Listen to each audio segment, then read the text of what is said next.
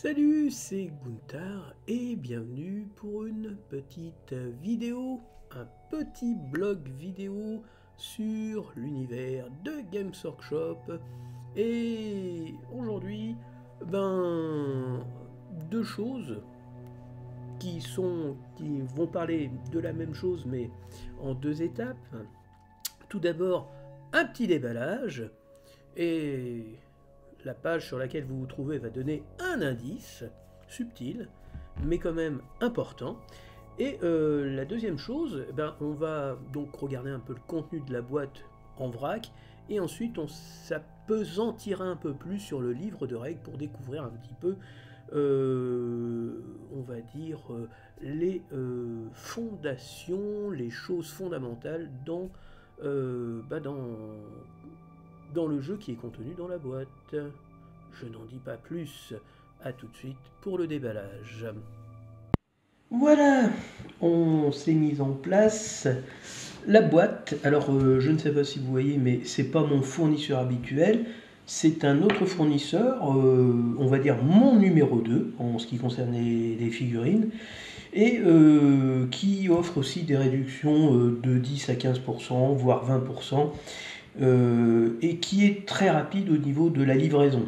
Commandé, on va dire jeudi, non, mercredi, oui c'était, non, jeudi, putain c'est très rapide, et c'est déjà livré le matin. Voilà, donc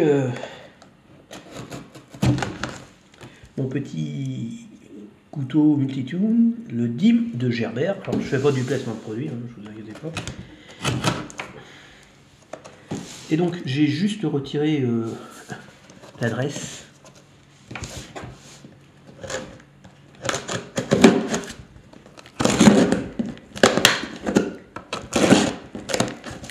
Voilà. Il y en a là. Il y en a là. Il y en a là. Et il y en a là. Attention, roulement de tambour. Du papier.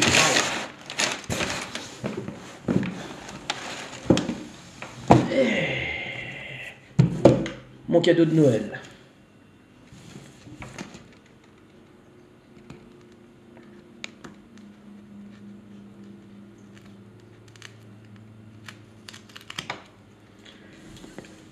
J'enlève le prix, c'est l'employé de l'entreprise. Je regarde qu'il n'y ait pas autre chose. Voilà. Warhammer Underworld, garde-braise, jeu de base. Donc la boîte contient les figurines, les cartes et permet de combattre tout de suite. Donc, comme d'habitude, la boîte est neuve. Donc, voilà. On en profite pour jeter un petit coup d'œil. Voilà. Donc le contenu, le guet des braises, 3 combattants, les tunneliers de Zikit, 5 combattants, 8 cartes de combattants, 2 cartes d'unité. Donc chaque carte représente un des combattants. Les cartes d'unité représentent en fait les bonus, les points communs à ces 2 unités. Donc parle des 3 combattants et des 5 combattants. 4 piles de rivaux, donc qui sont intitulés Assaut flamboyant, Sentinelle de Braise-Pierre, Pillage et Rapine, des comptes pour le désastre. Donc Pillage et Rapine, je vois très bien ça pour les Scaven. Et Sentinelle de Braise-Pierre, je vois bien ça pour les Sentinelles de Braise-Pierre, voilà, ceux-là. Ensuite, donc, les fameux tunneliers, 5 figurines, chacun avec son nom, et le guet des braises, voilà, 3 figurines. Hop. Alors, la boîte est en carton épais, hein. Donc j'aime bien, moi, les belles boîtes, donc c'est une belle boîte, en carton bien épais, voilà, le contenu. Et l'arrière du contenu, donc derrière on va dire que c'est les figurines. Donc on va regarder les figurines d'abord. Donc là, emballage fermé.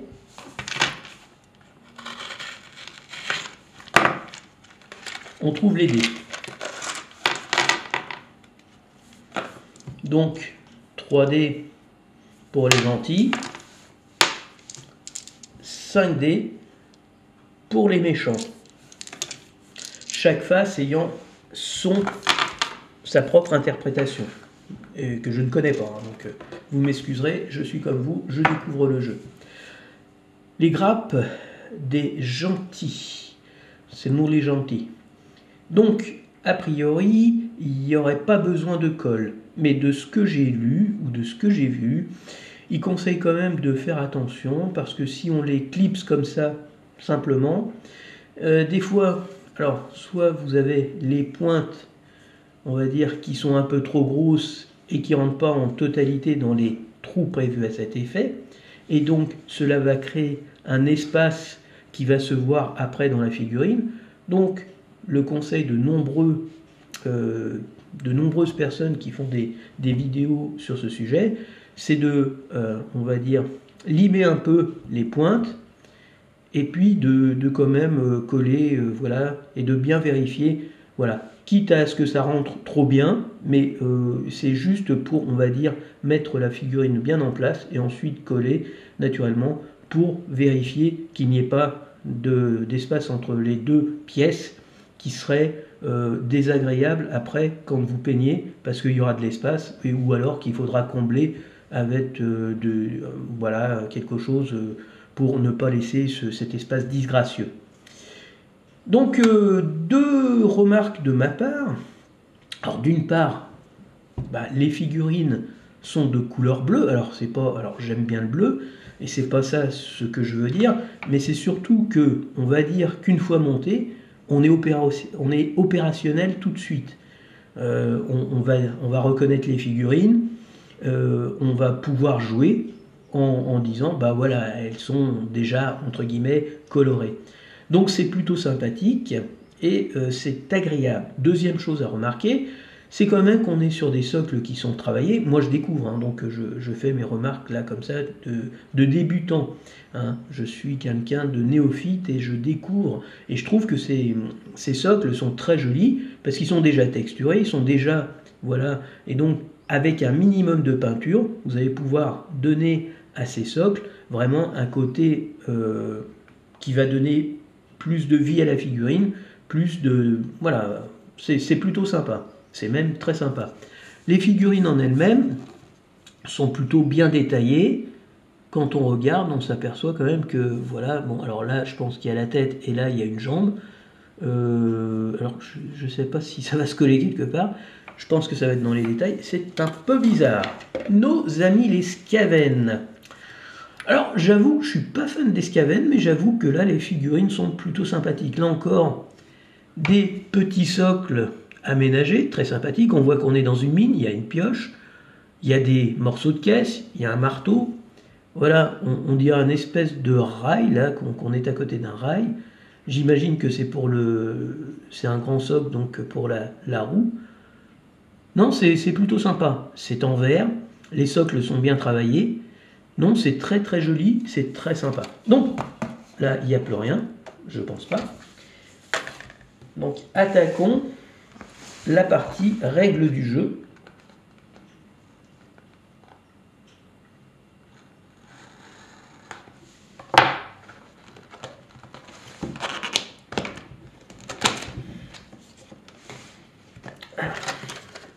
On va remettre ça comme ça.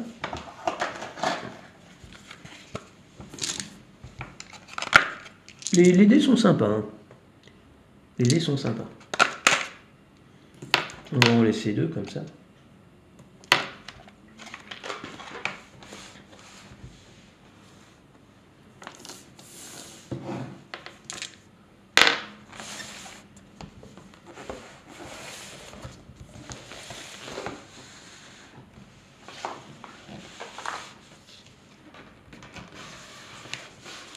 Donc, le premier élément qui nous arrive, c'est le livre de règles. Donc on ne va pas s'apesantir dessus, on fera un petit feuilletage après et on regardera un petit peu les éléments importants du jeu, les phases de jeu, la mise en place, sans pour autant s'apesantir dessus, mais juste pour voir un petit peu. Alors, ce que je peux déjà dire, 34 pages, un petit index à la fin. Donc par rapport à Warhammer 40 000, par rapport à AOS, j'imagine, qui ont ça doit être un tout petit peu plus simple. La couverture est assez plaisante, quelque chose qui est un mix entre le cadavre et le rat, hein, donc c'est plutôt bien vu. Deuxièmement, commencez ici. Il s'agit de votre première partie, placez chaque élément de jeu comme indiqué, pages 4 et 5, tac tac tac. Voilà, donc en fait c'est pour rentrer tout de suite dans l'action. Donc les figurines ne seront pas peintes, mais si elles sont montées, elles seront colorées. Et c'est un pas à pas, en gros, qu'est-ce qu'il faut faire, quelles sont les phases, les différentes phases du jeu. Voilà, des questions, reportez-vous à la fin du jeu, à la fin de l'ouvrage. C'est plutôt sympathique. Troisièmement, eh bien, tout simplement le mode d'emploi, si j'ose dire, ou plus exactement, comment monter les figurines. Donc la figurine, à mon avis, la plus complexe, c'est celle-là. Voilà, c'est la fameuse roue.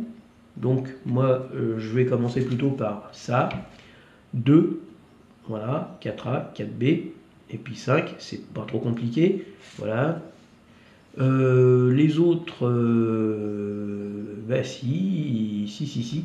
Voilà, ça se monte comme ça. Vous avez une tête, vous fixez la tête dedans. Et donc, ça va être bizarre ça. Donc là, vous avez le 1A. Donc les 3 figurines.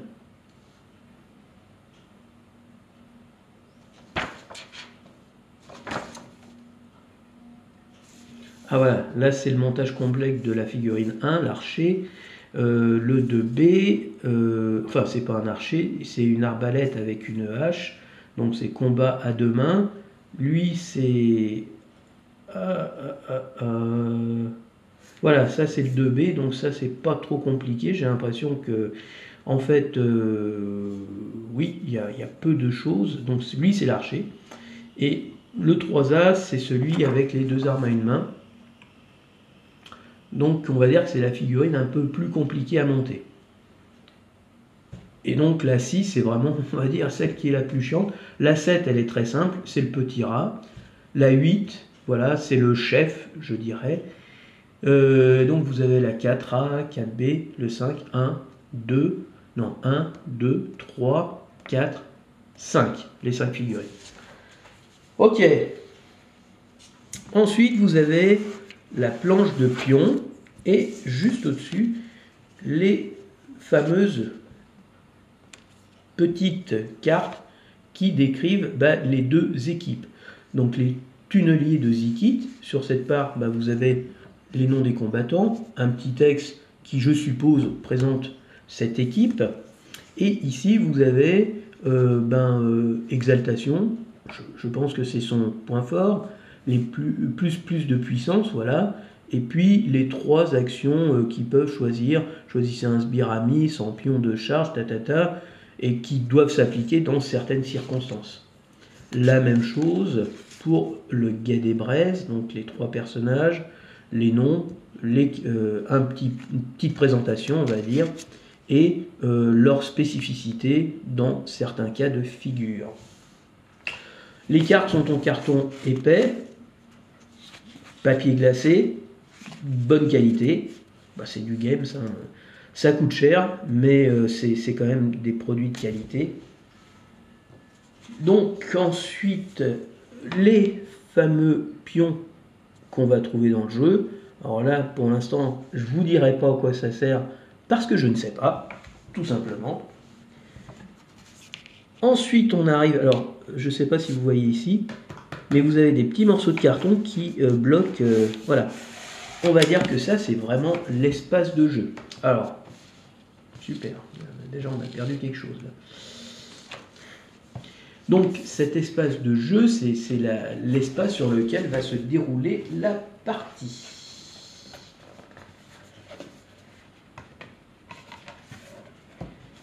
Et la première chose qu'on peut remarquer, c'est que cet espace de jeu est limité dans l'espace, c'est le cas de le dire. C'est pas grand, donc ça prend pas de place, donc c'est un avantage certain. On n'a pas besoin de se mettre sur une table énorme. Alors là, il y a un truc qui est parti. Je pense que c'était dans ce paquet-là. Donc Zikit, je sais pas d'où il sort.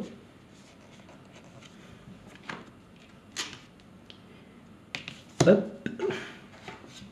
Ah bah.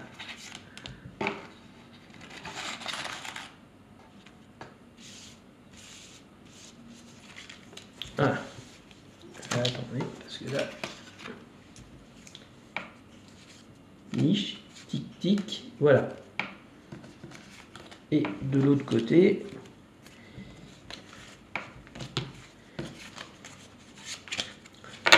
Donc les cartes des unités Skaven, Ritak, Kritakok, Kritatok, Nietzsche, Tic Tic et Zikit. Alors il y a une phase normale et ce que je sais c'est que là c'est exalté. Donc ici vous avez les caractéristiques de combat, je pense que c'est la distance à laquelle on peut taper, ici c'est le nombre d'attaques qu'on peut faire et ça c'est les dégâts. Ensuite ça c'est le mouvement, l'esquive, les points de vie et la récompense. Donc les fameux points rouges, c'est le nombre de points de vie, et les fameux pions un peu jaune, orange, ce sont la récompense quand on tue le mob.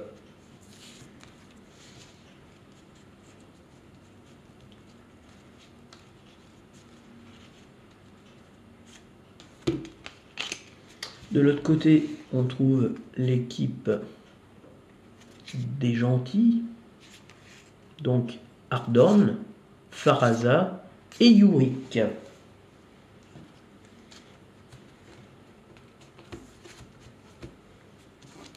Donc on va détailler un jeu de cartes.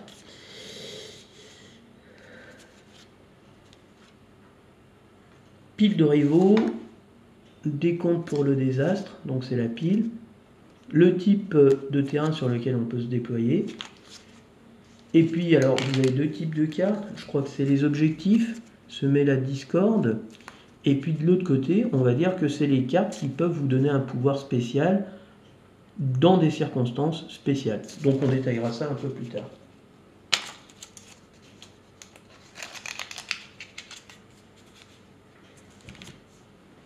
Bon, et ben on va s'arrêter ici et on va repasser de l'autre côté pour regarder un petit peu plus détaillé le livre de règles et pour regarder un peu plus détaillé aussi les cartes.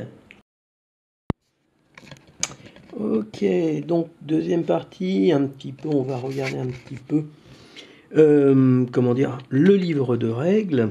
Donc le sommaire, voilà, un petit texte pour expliquer l'environnement dans lequel on va jouer. Donc, bataille dans le sous-monde. Donc, Warhammer Underworld est un jeu d'escarmouche rapide qui met en scène deux bandes dans les souterrains enténébrés de l'âge de Sigmar. Leurs guerriers utilisent une magie dévastatrice ou des armes finement ouvragées et combattent pour l'honneur, la richesse ou la gloire. Les Skaven, l'honneur, pas vraiment. On va dire la richesse. Donc, vous avez la présentation du terrain tel qu'il doit être en jeu. Votre première partie, hop là, se préparer à jouer. Donc, ce que je vous disais, les pions de points de gloire, donc c'est les pions qu'on obtient en tuant un personnage, donc 1, 2, 3. Les pions de dégâts, vous avez X points de vie, et avec celui-là, j'imagine que vous mettez le nombre de points de vie qui vous reste. Le pion de tour, je crois que ça se joue en 2-3 tours. Le pion de résurrection et des pions génériques. Ensuite, vous avez des pions de mouvement et de charge, des pions de garde, commotion et des pions d'éléments. Voilà. Les dés d'attaque. Alors non, j'ai dit une bêtise tout à l'heure. En fait, les dés jaunes, ce sont les dés d'attaque. Vous voyez, je connais pas. Les dés d'attaque, donc attaque critique, marteau, épée, flanqué, encerclé. Et les dés de sauvegarde, sauvegarde critique, bouclier, esquive, flanqué, encerclé. Donc j'imagine que c'est en fonction de types d'attaque que vous faites que vous pouvez. Le plateau de jeu, case de départ, donc c'est les petites celles-là, les cases bloquées, celles-là, et les cases de commotion, les cases de bord. Voilà.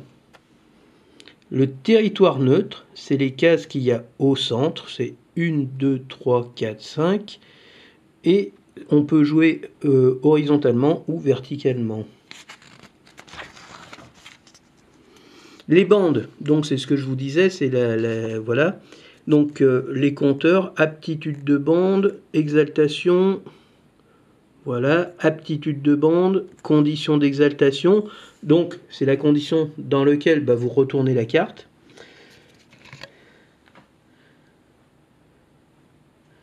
Voilà, armes d'un combattant qui se trouve on regarde les piles des rivaux. Donc avant une partie de Warhammer Underworld, chaque joueur choisit une pile de rivaux de 32 cartes composée de 12 cartes d'objectifs, les cartes dorées, qui lui indiquent comment marquer des points de gloire, et 20 cartes de pouvoir, les cartes rouges, qui lui donnent accès à de puissantes aptitudes pour renverser le cours de la bataille. Voilà. Et donc là, vous avez les 4 types de decks.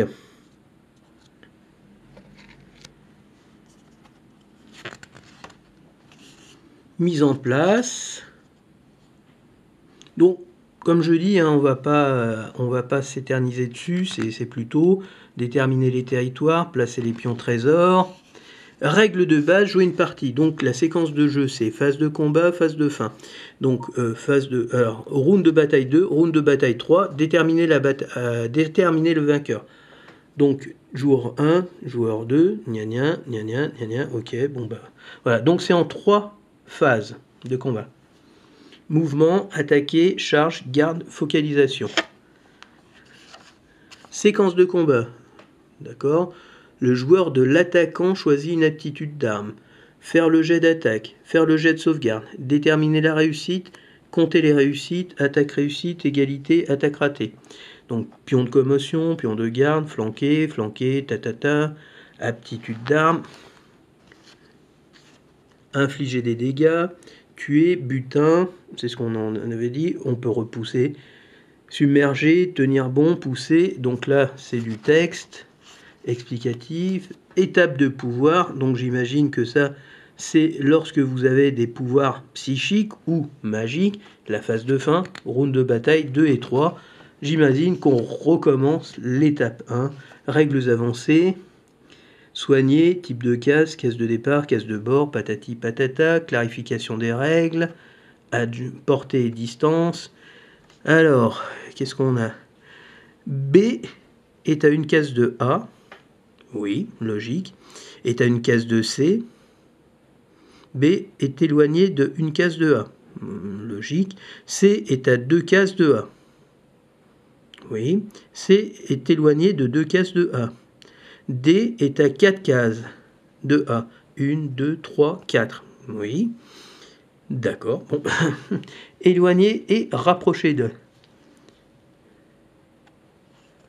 Voilà, donc ça c'est des précisions sur, on va dire, du texte.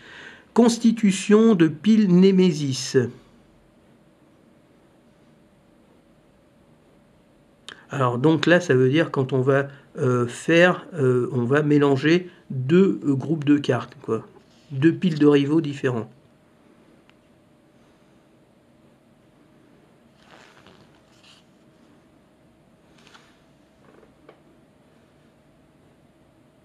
Voilà, ici vous avez par exemple, vous avez la définition des piles. Voilà, vous avez les Zikit. Ok. Donc là encore, c'est plutôt du texte explicatif, une partie, on va dire, historique, voilà. Là, un historique du Guet des Braises. Là, un historique des tunneliers de Zikit. Assembler les figurines, voilà, les peindre. Oh là là, magnifique. Ah, ça, c'est la figurine de la bande des morts-vivants.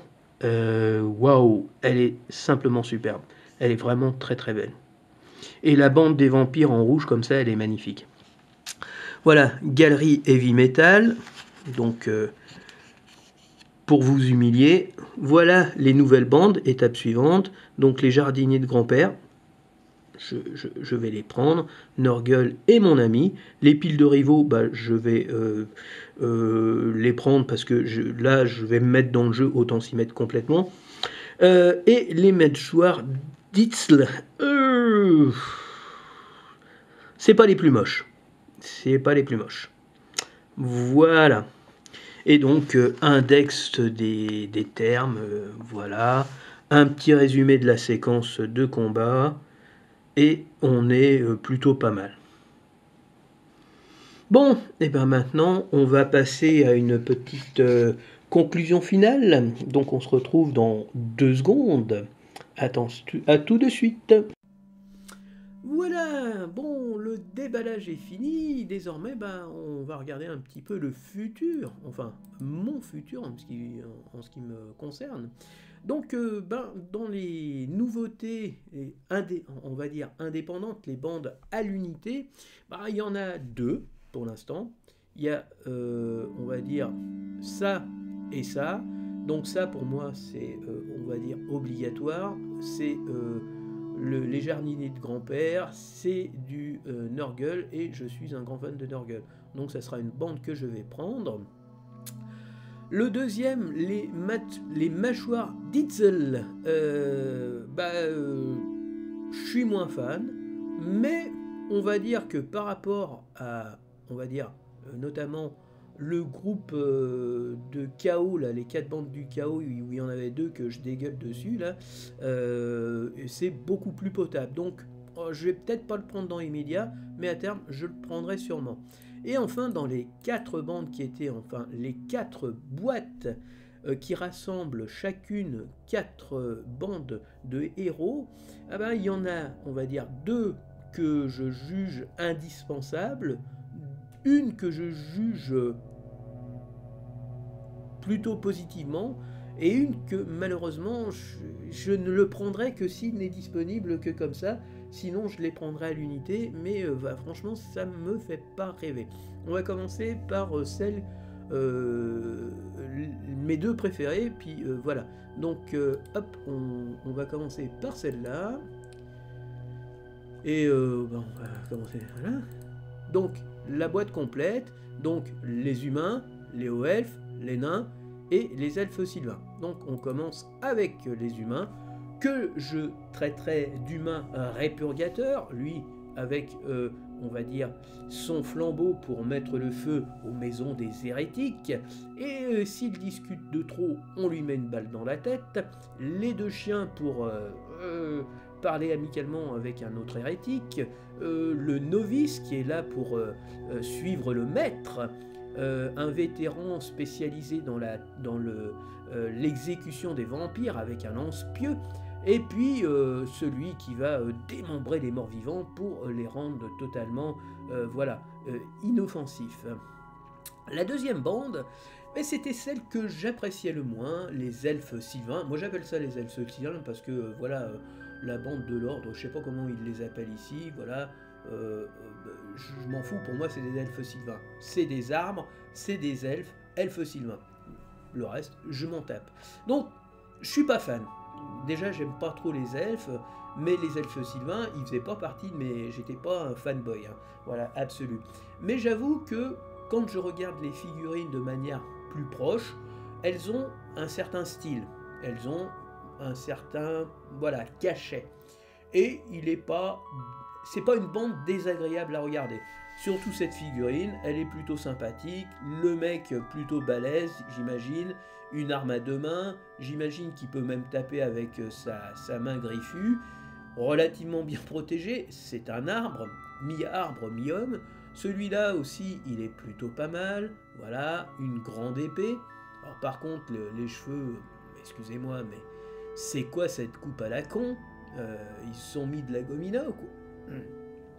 L'archer, ou plus exactement l'archère, ça a l'air d'être une femme. Elle est plutôt sympathique, elle est plutôt bien. J'aime ce petit trait d'humour, voilà, des jeunes pousses qui poussent, c'est le cas de le dire. Et puis une flèche plantée dans une dans une bestiole chaotique, c'est plutôt sympathique. Et celle-là qui ressemble en fait voilà, à un corps qui est monté sur des espèces de tentacules des branches un peu vivantes. Pardon. C'est quelque chose de plutôt sympa. Ensuite, eh ben, les nains. Alors là encore, les nains, je les mettrais au même niveau que les humains. Je les aime beaucoup. Enfin voilà, je les aime beaucoup. Ils ont ce côté steampunk, ça vole, ça lance des flammes, avec un appareil voilà, qu'on n'aurait pas au Moyen-Âge, clairement. On a des gros flingues et on a des armures de malade. Voilà, ça, c'est un nain. Et j'aime beaucoup parce que quand j'étais plus jeune, je jouais à Donjons et Dragons et je jouais un nain, putain, ce qui me permettait d'insulter les gens qui étaient elfes dans mon groupe. Ah, j'adore. Et enfin, encore des elfes, mais cette fois-ci, des hauts elfes. Et si je n'aime pas les elfes, il y a une exception, c'est les hauts elfes. Celui-là, cette femme, me fait penser au maître des épées de Heut. Donc, une épée à deux mains, elle est magnifique, elle est vraiment sympathique, elle est vraiment très jolie. Et les socles, franchement, ils sont superbes. On a vu ça dans les autres socles, c'est vraiment super. Ensuite, vous avez le sniper, il est sympa, il est plutôt cool. Et là, moi, ça me fait presque penser aux guerriers de Kras, non pas qui sont sales, mais c'est la région, qui normal combattent avec, je crois que c'était une hache à deux mains et un lion. Mais là, il est seul, mais il a son marteau à deux mains et il est très très classe. La seule petite fionne que je trouve un peu cucul-à-praline, mais même si elle est sympathique, même si elle est plutôt belle, on va dire, c'est celle-là, c'est le magicien, j'imagine. C'est plutôt la pose, voilà, cette pose un peu yogique. Voilà, je trouve ça très con, mais elle est plutôt sympa et elle est tout à fait acceptable. Bref, dans ce groupe, en fait, c'est du 3,5 sur 5, hein, non, c'est sur 4, on va dire c'est du 3,5 sur 4, hein, voilà, donc c'est vraiment une belle bande, une belle boîte, en tout cas pour moi, je parle pour moi. Après il y a des gens qui vont adorer les elfes sylvains. Les elfes sylvains, je ne les déteste pas, parce qu'ils ont un certain style, et ils ont finalement un certain cachet qui ne les rend pas désagréables à mes yeux. La deuxième boîte, alors là que je trouve quasiment indispensable, voilà, c'est les Revenants. Et là vraiment, on trouve trois boîtes splendides, enfin deux boîtes vraiment splendides, une troisième. Non, je vais dire trois boîtes splendides, mais il y en a une qui arrive vraiment en tête, plus une boîte qui est, bon, on va dire, dont je suis pas fan, mais comme pour les elfes sylvains, je vais lui mettre un demi-point. On commence avec les revenants, les fantômes. Et comme je vous dis, moi je les trouve plutôt sympas parce que voilà, on imagine très bien le fantôme qui traîne une épée à deux mains sur le parquet et ce bruit qui se diffuse dans la maison. Moi, c'est vraiment le style de figurine qu'on peut attraguer dans un jeu de rôle, même dans Donjons et Dragons. Hein, voilà, vous êtes dans une pièce, vous mettez l'oreille, vous collez l'oreille à la porte et vous entendez un grattement sinistre dans le couloir. Qu'est-ce que vous faites? J'ouvre la porte et hop, vous vous trouvez avec un revenant qui a une épée à deux mains. Voilà, c'est typiquement ce genre de choses, ça me fait vraiment typiquement penser à ça, et c'est vraiment super. Les figurines sont plutôt bien faites, elles sont assez simples à peindre, c'est du noir, il faut faire un brossage gris, mais voilà, toujours cette notion un peu de lenteur, de traîner des objets sur le sol, voilà, ici, là, celui qui fait, on va dire, qui écrit vos biens, ce que vous avez fait de bien, ce que vous avez fait de mal, elle est vraiment, elle est superbe, non, je l'aime beaucoup en fait. Alors là, quand je vois ça, je me paluche, hein. Franchement, c'est juste magnifique. Et comme c'est peint, c'est vraiment de toute beauté. Les vampires, il n'y a pas à dire. C'est quelque chose qui fait vraiment rêver. Il y a vraiment, il y a vraiment quelque chose qui se passe. Et je vais vous dire, cette figurine-là, c'est celle que j'aime le plus. Avec ce combattant vampire là, mais celle-là, qu'est-ce qu'elle est classe. Elle est vraiment magnifique. Et puis bon, ah bah, ça va faire plaisir à la jante féminine, c'est une femme forte, une femme puissante, qui doit vous couper en petits morceaux si elle vous voit, et qui doit vous manger après, mais pas dans le bon sens du terme. Lui aussi, il est très très joli, il est vraiment très sympathique, et le troisième, qui doit être un peu la brute du groupe, avec une masse à deux mains tout juste gigantesque, eh ben, elle est très classe. On va dire que celle qui me plaît le moins, c'est cette espèce de voilà de gargouille un petit peu avec sa masse. Elle n'est pas c'est pas ma préférée, mais elle est vraiment plutôt sympa. Elle est quand même sympa. Donc dans l'ensemble, putain, moi c'est vraiment ma bande, la bande que j'aime le plus. Ensuite, on passe aux Osiarques, et là c'est pareil. Les squelettes ont vraiment une drôle de gueule, parce que quand vous regardez un petit peu, bah, vous voyez un petit peu les os qui forment, on va dire, presque une armure, mais le personnage, il est tout juste fantastique, cette espèce de monstruosité avec une hache, voilà, qui se termine par, on imagine, des morceaux de colonne vertébrale. C'est juste, ça vous donne des frissons dans le dos. Une bande mortelle. Voilà. Et bah, comme dans toute boîte, il y a toujours une petite bande qui va vous... Bah, les ghouls, c'est pas ma bande favorite, clairement.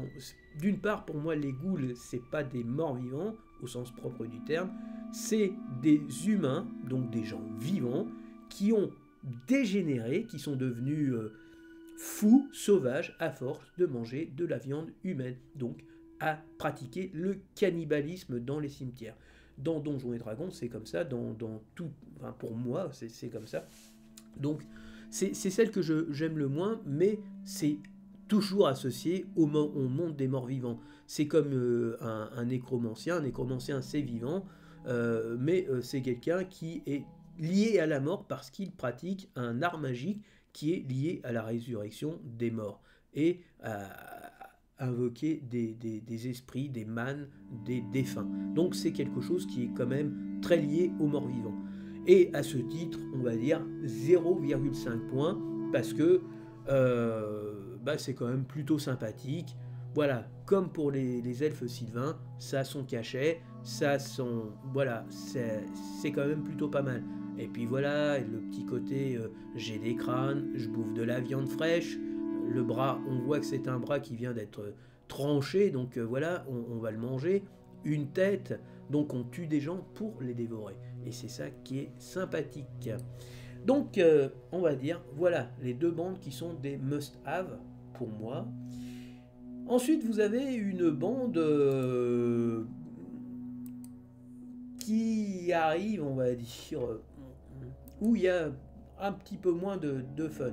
Alors, il y a deux bandes que j'aime beaucoup. Il y a une bande qui est voilà sympa sans plus, et puis il y a une bande où pour moi c'est du bof bof. Voilà. Euh,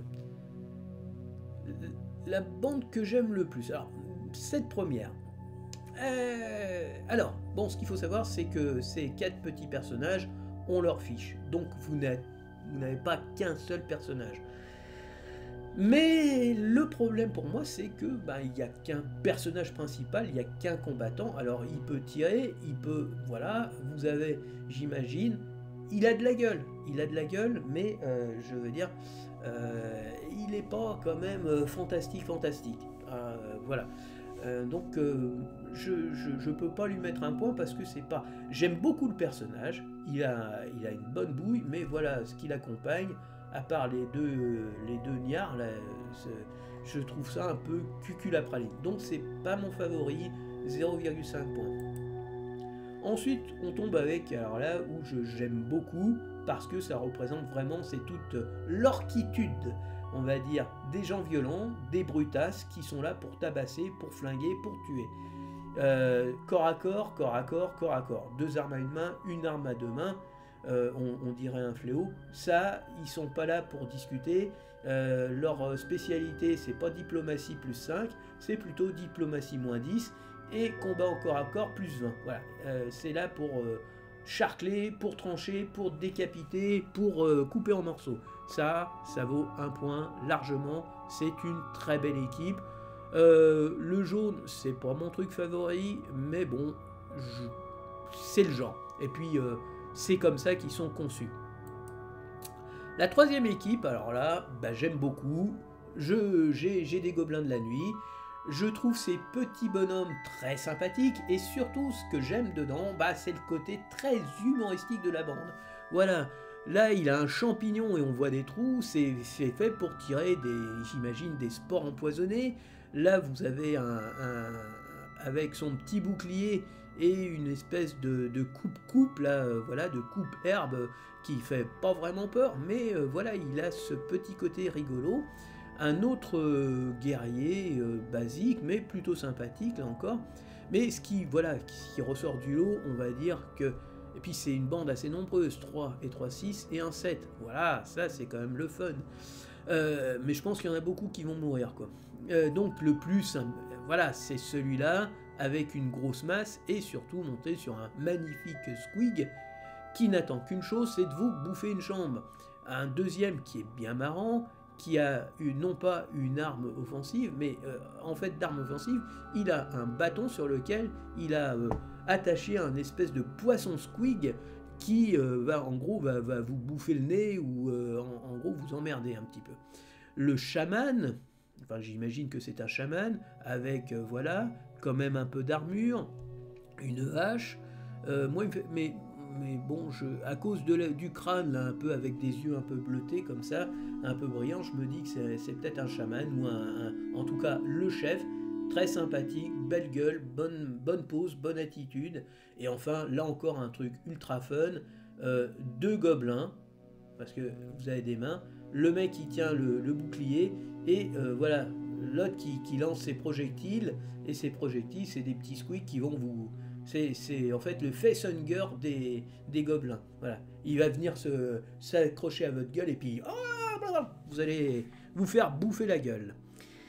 Et on arrive sur la deuxième équipe que j'aime pas, ou que je trouve laide. C'est une espèce de troll du Seigneur des Anneaux, avec des hobgoblins, du gobelin. Il n'y a pas vraiment, c'est un peu un méli-mélo. Les armures, enfin, elles sont pas transcendantales. Voilà, il y en a un avec un espèce de filet, il y en a un avec un espèce de fléau, qui en même temps, voilà, qui est accroché, on dirait un truc pour mettre autour du cou. Donc on se dit, c'est sûrement des esclavagistes qui sont là pour récupérer des prisonniers et pour les vendre. Mais c'est pas la bande qui me plaît le plus. Je dirais même que l'ogre me plaît plus que l'ensemble de cette bande. Donc 0,5 points. Donc on arrive à 3 points, et donc c'est la bande, voilà, que je pourrais acheter, parce qu'elle est quand même plutôt sympathique, et même l'ogre, si j'étais totalement honnête, je lui collerais un point, mais c'est pas, voilà, je trouve que c'est un peu léger, je trouve ça un peu léger, même si la figurine est très sympathique. Et alors, ma grosse déception, et là vraiment je m'interroge sur est-ce que je devrais acheter la bande, mais le problème c'est, une fois qu'elle est éditée, est-ce qu'elle va être rééditée, est-ce qu'elle va être rééditée sous forme, ou est-ce que je prends l'ensemble, voilà, même si, voilà. Donc 4 bandes, il y a 2 bandes que je trouve sublimes, et il y a une bande que je trouve à dégueuler, et une bande, on va dire, bof, voilà. On va commencer avec une de mes préférées, la basique guerrier du chaos qui est immortel. Hein. Immortel dans le sens que c'est du guerrier du chaos que j'ai connu dans Warhammer Battle Chaos. C'était les dernières moutures, ça ressemblait beaucoup à ça. C'était le commencement des gros boucliers comme ça. C'était vraiment le look and feel qu'on avait déjà à l'époque. Ensuite, un caster, un magicien, plutôt sympathique, avec, on imagine tout de suite que c'est pas un haut elfe, hein, c'est pas un humain, avec des cornes comme ça biscornues, et puis voilà l'icône du chaos, cette espèce de petite flamme magique qui est concentrée dans cette icône du mal, c'est vraiment quelque chose de très sympathique. Donc oui, là c'est un 1 enthousiaste. Et là, on arrive au Gerbotron, l'équipe qui me fait littéralement vomir. Je déteste, mais vraiment au plus profond de moi, cette bande. Alors, j'ai jamais été un fan de Tzeentch, j'ai jamais aimé Tzeentch. Pourquoi? Parce que j'étais très mauvais en magie à Warhammer Battle, je loupais à chaque fois tous mes sorts. Donc la magie, c'était pas mon truc.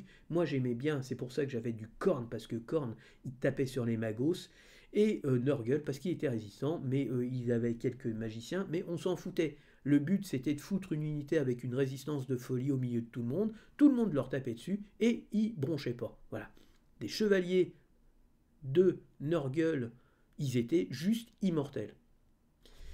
Mais ça, la gueule à chier, ces espèces de trucs qui ressemblent à rien, c'est dégueulasse. 0 point et on passe rapidement au reste. C'est vraiment ignoble. Le reste, eh ben, c'est ça. Et là,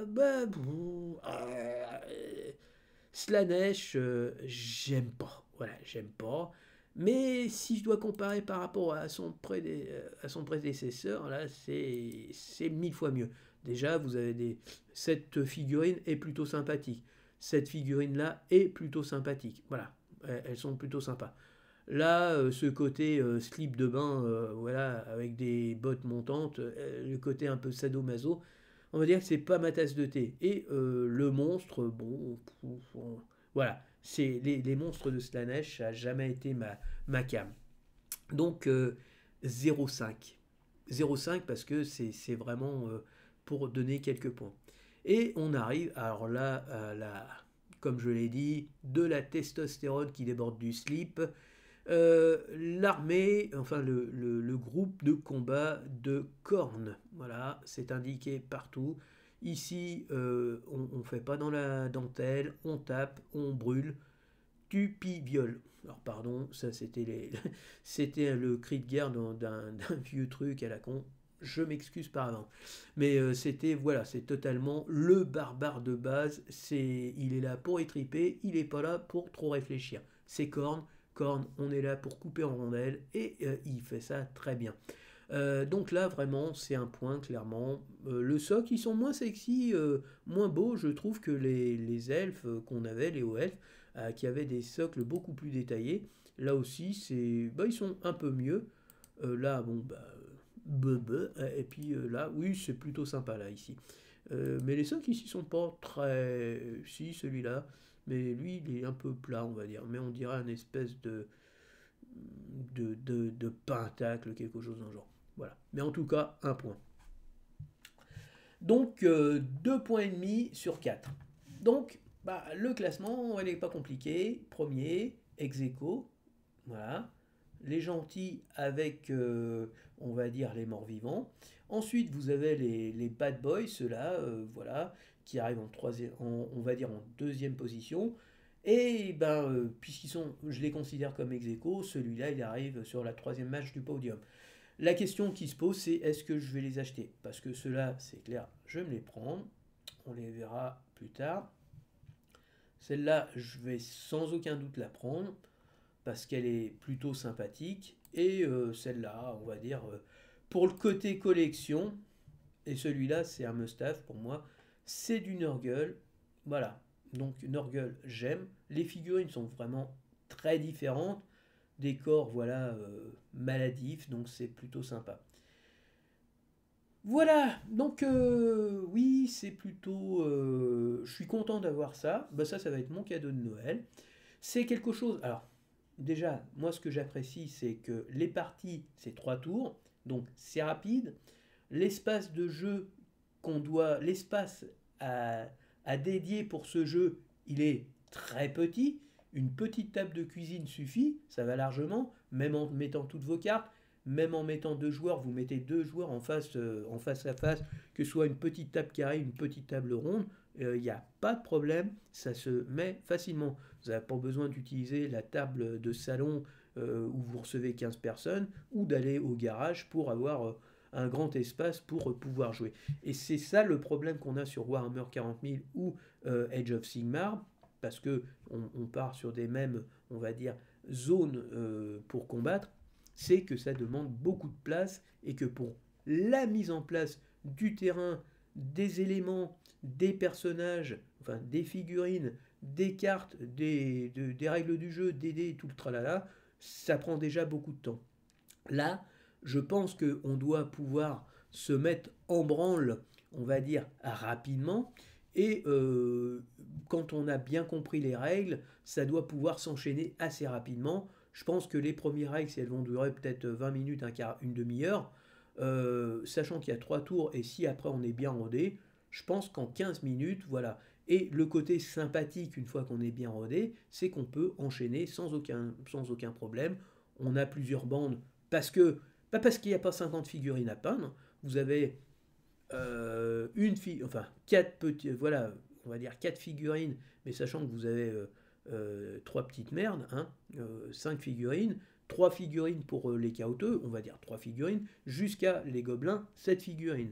Ok, mais c'est facile, ça se fait rapidement. Donc vous êtes opérationnel rapidement. D'autre part, les figurines sont faites dans un plastique moulé coloré, et donc, eh ben, d'un premier coup d'œil, voilà, on a vu tout à l'heure les vampires, ils sont en rouge. Eux, ils vont être dans un vert, j'imagine. Eux, ils vont être plutôt dans un bleu un peu, j'imagine, un bleu aquatique, un bleu vert. Eux, ils vont être en vert kaki. Donc c'est plutôt cool, c'est plutôt cool. Il vous suffit, après, puis, voilà, vous n'avez pas énormément de temps, vous n'avez pas une unité de 10 figurines, vous avez 3 figurines, ça peut se peindre. Et puis là, pour Nurgle, vous passez déjà une bonne couche de verre un peu pourri, un vert kaki un peu pourrave, vous mettez du rouge là dans les plaies, vous brossez un petit peu avec voilà, un petit vert putride, ou un jaune un peu fielleux, voilà, un peu comme celui-là qu'on voit ici, là. Voilà, un peu un jaune, voilà, vous pouvez faire quelque chose d'assez basique, hein. Puis après vous passez sur un vert un peu plus clair mais ça peut se peindre relativement rapidement. Et puis ils ont de la gueule, quoi. Le mec qui... Voilà, la mouche qui traverse le crâne, qui ressort par la bouche, là, dont la trompe traverse le crâne, ressort par la bouche, c'est assez ignoble. Lui qui se trimballe, l'autre qui a sa trompe qui sert de socle, lui qui trimballe son petit comment dire, récipient avec les maladies qu'il va distribuer généreusement, l'autre qui a les tripes qui sortent et qui se raccrochent, qui servent à mettre, je sais pas quoi, on dirait des vers, là, qui sont tenus par ses intestins, ses tripes, c'est juste très très fun, ça. Voilà, voilà, lui c'est le chef. Vous voyez, il a son petit truc, là, voilà. Lui, il a son petit, voilà, c'est ce que je vous disais, hein, ça tient. Et pareil, c'est vraiment, ils ont la classe. Voilà, là on le voit bien. Le mec qui va distribuer ses petits... Donc si ça se trouve, il peut faire des attaques à distance, ça va être rigolo, ça. Voilà, le groupe.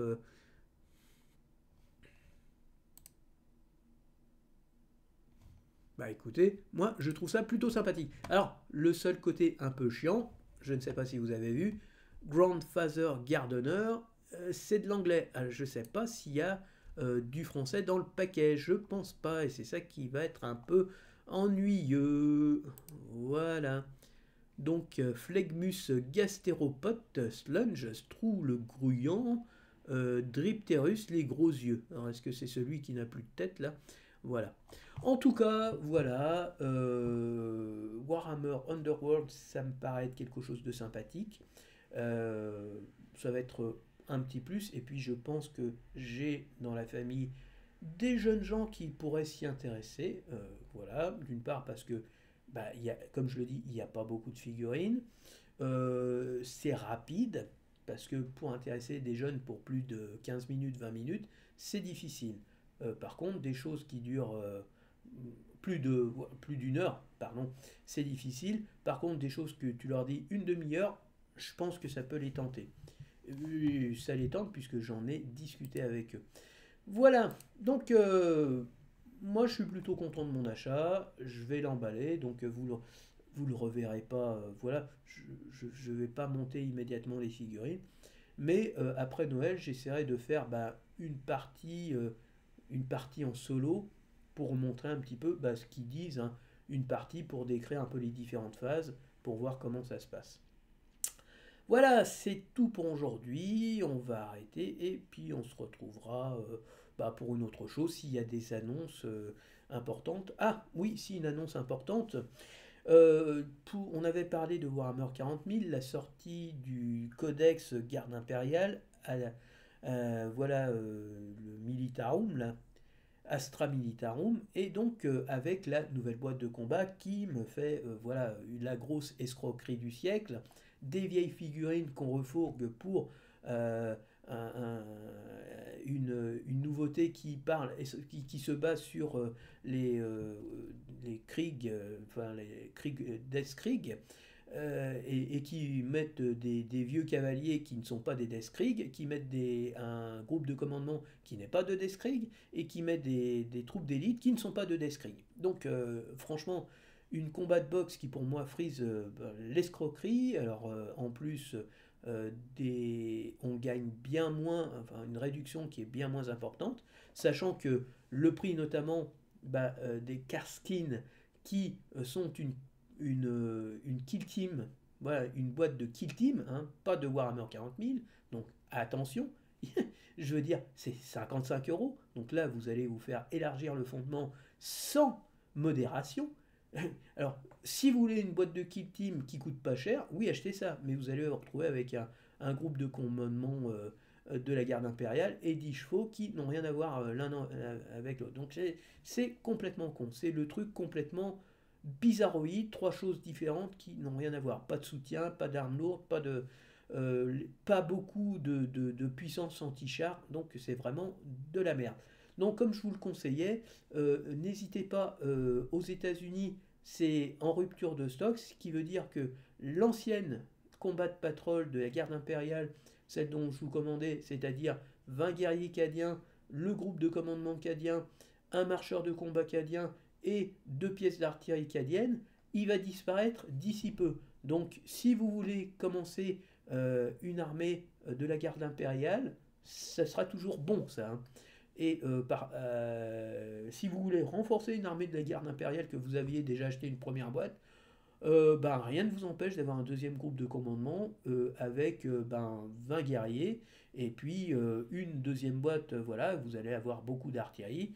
Mais l'artillerie, c'est, on va dire, le cœur même avec les chars voilà. Donc, si jamais une Battle Force l'année prochaine ressort avec pas mal de chars, je la prendrais bien.